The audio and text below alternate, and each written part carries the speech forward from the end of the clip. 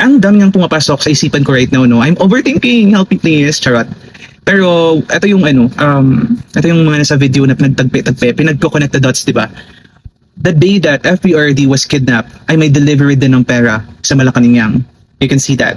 Nasa video ni Zaldico. Now, if you will also remember, Senator Bongo asked sa isang general or hepe sa video. To General Pasamonte, alam niyo naman po, sir, kung gaano kayo kamahal ng inyong former Commander-in-Chief. Alam kong sumusunod ka lang sa chain of command.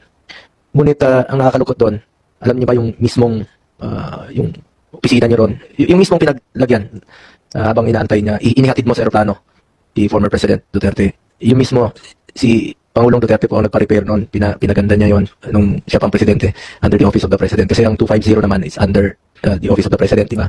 Ang nakakalungkot lang po dito, sir, habang nagluluksa po ang Pilipino.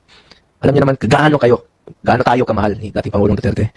Habang nagluluksa po ang Pilipino, habang umiiyak po yung Pilipino, pagkatapos niyong inihatid sa aeroplano, pinakyat niyo. Totoo bang nag-celebrate kayo? Na meron ho kayong nasabihan na perfect po yung mission? Wala po akong nasabihan, sir. Sigurado po kayo? Yes, sir. Na perfect yung mission? Wala, sir. Sigurado. Tingnan mo lang mabuti. Hanapin mo kung meron ka bang nasabihan niya na perfect yung mission. So, ibig sabihin, alam nyo, maaaring 6 o'clock in the morning, doon mo lang nalaman, sumunod ka lang sa chain of command. Pero sana naman po, ang sakit sobrang sakit lang po. Nagluluksa yung Pilipino, umiiyak yung Pilipino. Daming umiiyak. Pero nagawa niyo pang mag-celebrate o makabanggit na lang na naging perfect yung mission na alam naman natin na hindi po tama yun, sir.